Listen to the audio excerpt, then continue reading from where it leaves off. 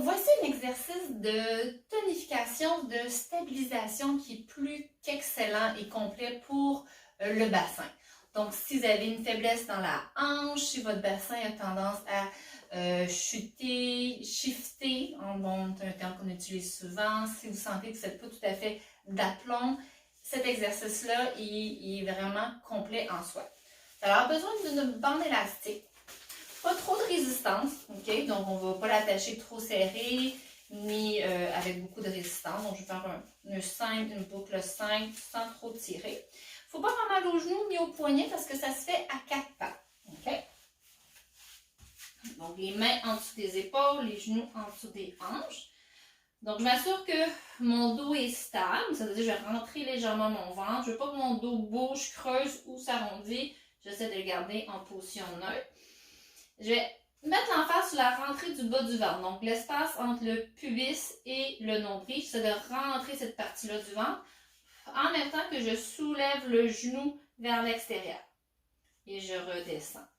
Donc, on ne veut pas lever trop haut, ok? On ne se prend pas pour un chien qui fait pipi sur le bord d'un poteau. Il faut vraiment que notre bassin puisse rester droit, parallèle au sol. Donc, je pousse le genou vers l'extérieur et je reviens. Ça ne devrait pas lever très très haut. C'est une abduction de la jambe, genou à 90 degrés. Donc, j'expire, je mets l'emphase sur la rentrée du bas du ventre et je monte tout doucement la jambe sur le côté. Donc, ça va demander de tenir le bas du ventre, ça va venir tonifier le bas du dos, muscles rotateurs externes et tout le tronc doit travailler. Donc, si je vous le mets d'une autre perspective, vous allez voir, la jambe ne lève pas très très haut parce qu'on ne veut pas compenser avec le bassin.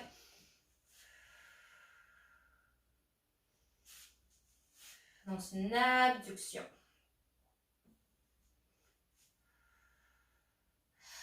Donc, durant l'exercice, on a envie de regarder nos genoux, mais il faut faire attention à notre cou. Okay? Lorsqu'on a pratiqué 2-3 fois, on essaie de garder notre tête, notre cou dans le prolongement de le reste de la colonne, les épaules loin des oreilles.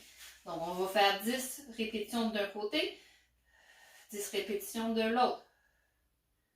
Donc, il ne faut pas que le bassin, il ne faut pas que la hanche opposée monte. Une chose qui peut vous aider, c'est de mettre un livre ou un bloc sur le bassin. Donc, vous voyez, si je mets un petit bloc ici, ça peut me guider si mon bassin reste à l'horizontale.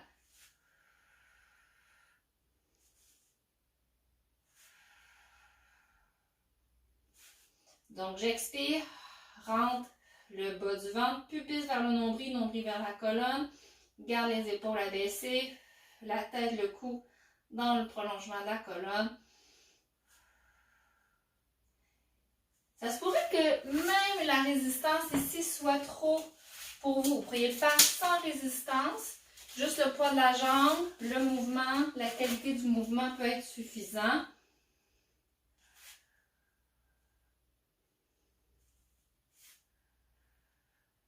Donc, je ne fais pas juste monter le genou, je monte le genou, le pied reste parallèle.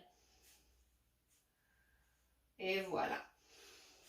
Donc, si sans résistance, c'est déjà difficile ou c'est instable, mettez pas de résistance, mettez pas de bande élastique.